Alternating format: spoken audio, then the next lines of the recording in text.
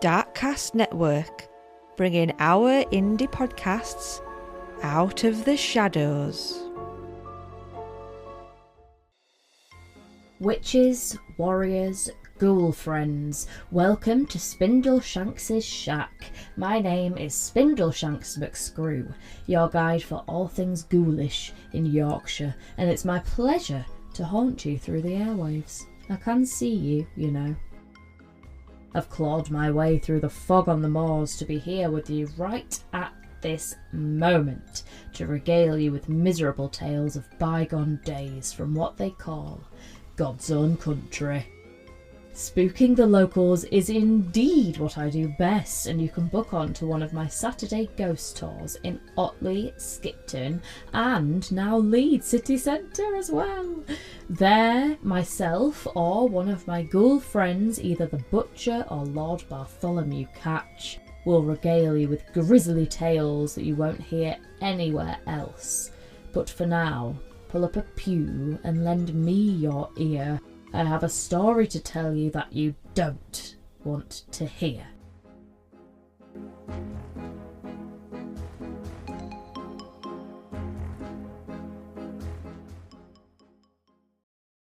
My creepy companions, this is another story based in my own hometown of Otley. It's one that is absolutely not featured on the Otley Ghost Tour. It's far too dark and it's not en route. But anyway, it is about a murder that took place in the late 1800s. It's harrowing, upsetting, and true. A story too gory even for a haunted tour. Buckle in. Those are your trigger warnings. Now, to preface this true crime tale, I'd like to reference a brilliant book by Mark Bridgman. It's called Dark Side of the Dales. It includes true stories of murder, mystery and robbery from Yorkshire's dark past. The book I used to read up on this very story, and there's loads more grim history in that book as well, so I'd certainly recommend it to you, horrible lot. Now, the infamous Otley murder took place on the 23rd of November in 1887 in a terraced home that still stands, 17 Cambridge Street. The streets were buzzing with festivity in celebration of Queen Victoria's Golden Jubilee, and the new Jubilee clock in the market square had only recently been erected. But every party has its pooper. William Taylor was known in Otley for being a brute.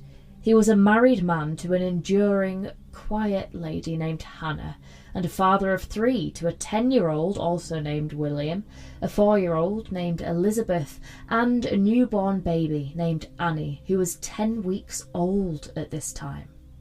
William Taylor was a drunk, and an abusive one at that.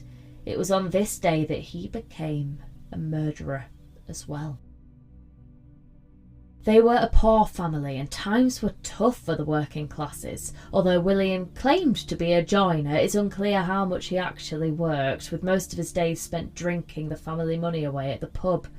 As well as being a mother to 3, Hannah was forced to take up work as a charlady to provide for the 3 children. They also took on a lodger to help make ends meet, 55-year-old Ellis Brumfit Hartley. It was an unhappy marriage for Hannah. William was often drunk, and he'd project violent mood swings and had previously been arrested on at least 3 occasions for drunk and riotous behaviour. While a no doubt shattered Hannah stayed at home nursing little Annie, William drank his day away in one of Otley's back then 42 pubs. No doubt using the Jubilee joviality as more than enough cause for celebration. He stayed out from the first pub's open to the last pub's close, and kicked off when the landlady at the Rose and Crown finally asked him to leave, and spent his short walk home shouting, caterwauling and lashing out at thin air.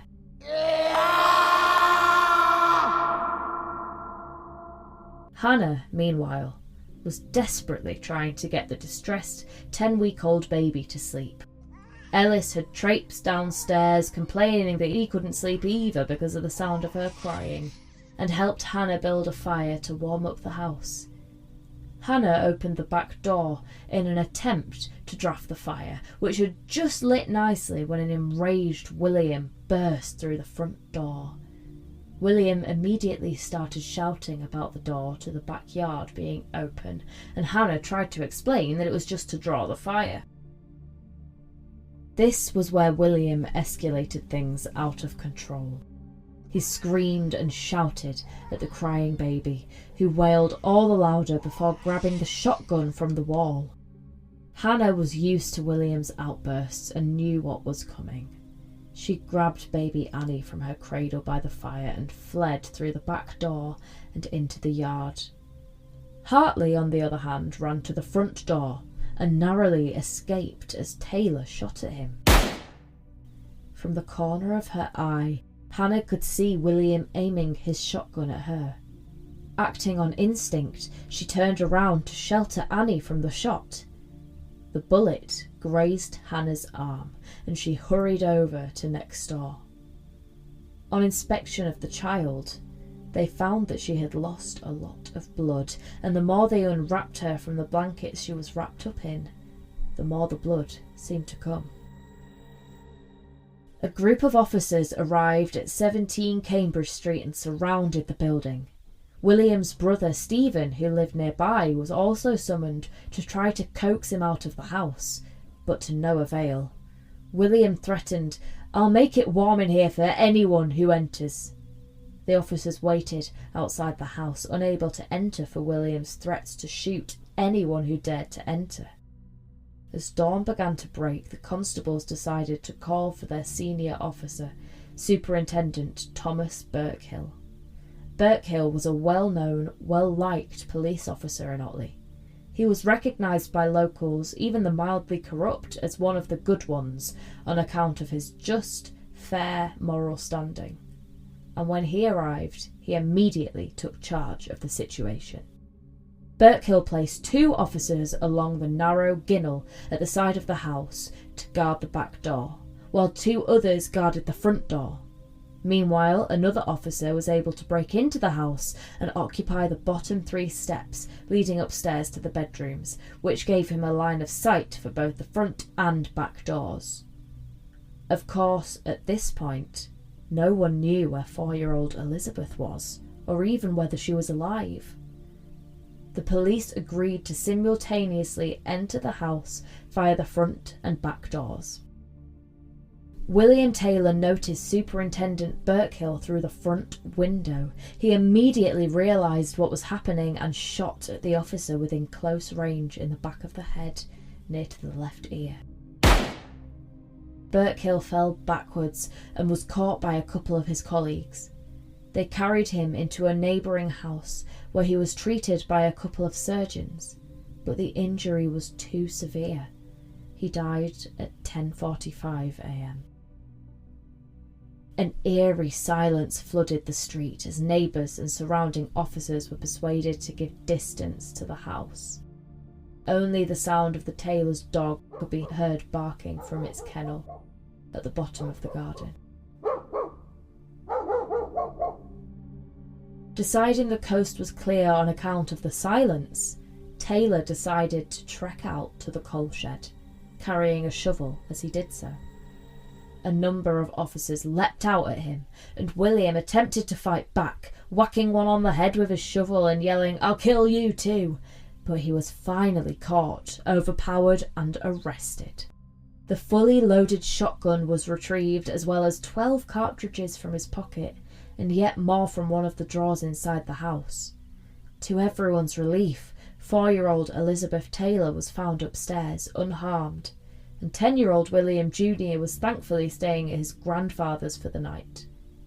Baby Annie, however, suffered from fatal wounds after having been shot by William.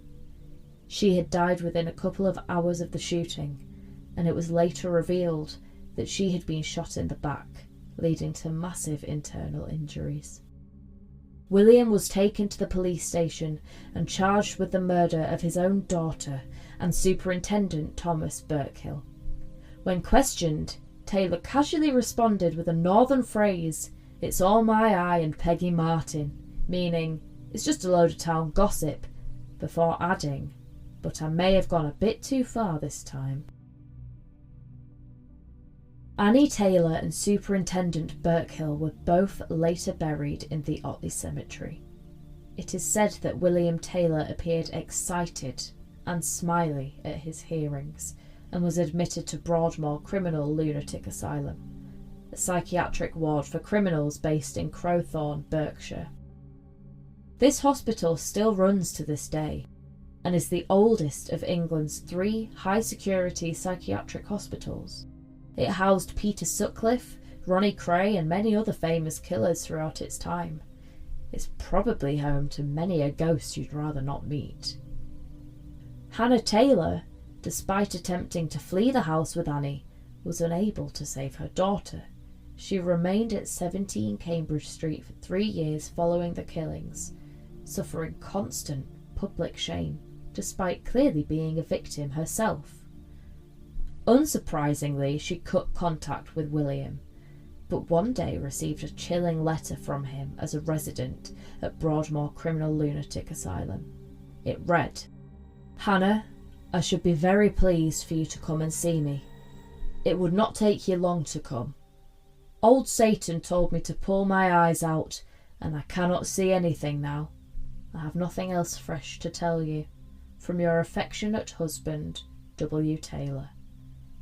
This letter was followed by another enclosed page which read, "Madam, in forwarding the enclosed letter written at your husband's request, I write to say that the statement he makes about having injured his eyes is, unfortunately, too true. In an attack of maniacal insanity and under the influence of delusion, he destroyed the sight of his eyes with his fingers when in his room one evening. He has, up to the present, so far recovered from the immediate effects of the injury, but something will have to be done to make his condition less uncomfortable. His sight, alas, is gone. His mind, I am glad to say, is now comparatively tranquil. Yours, Mr. David Nicholson, MD, Medical Superintendent, Broadmoor Clinical Lunatic Asylum." William Taylor saw out the rest of his days at Broadmoor. He died there in 1925. He was then taken back to Otley, where he was buried in the cemetery, and his ghost is believed to linger nearby to this day. In fact, a group of ghost hunters quite recently ventured down to Gallows Hill, and they believed to encounter a dark spirit. William Taylor is said to wander down to Gallows Hill just as the moon starts to become full, sending splintering chills down the spine of anyone who dares to wander down at night. Dog walkers have reported hearing crazed shouting coming from the side of the path on occasion, and this is often just mindless, inhuman prattle about murder, evil, and Satan. So this medium who led the recent ghost hunting evening down there on a waxing gibbous moon, which oddly enough was the same moon as at the time of the murders. So she's warned about an incredibly strong spirit containing great evil lurking there, and she warns others to avoid the park at night for this reason, because she believes that the ghost is that of William Taylor. It's generally agreed by the people of Otley that Gallows Hill is a place to be avoided at night anyway. Its eerie atmosphere and unspeakable past is simply too much for most to handle, even though the last hanging occurred there in the early 1600s. Dogs refuse to walk down the path at night time often, and they'll howl at the shadows.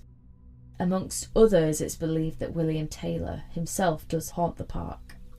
He's thought to drag himself, blind and broken, down the path to Gallows Hill as the moon starts to become full. After all, Taylor's former home at 17 Cambridge Street has been thoroughly cleansed, and he's very much prohibited from returning, even if his vision allowed it anyway. He's now confined to an afterlife of aimless wandering, a sightless phantom, barred from his own home, doomed to an afterlife of blind wandering and the endless hunt for a family he doesn't ever deserve to find.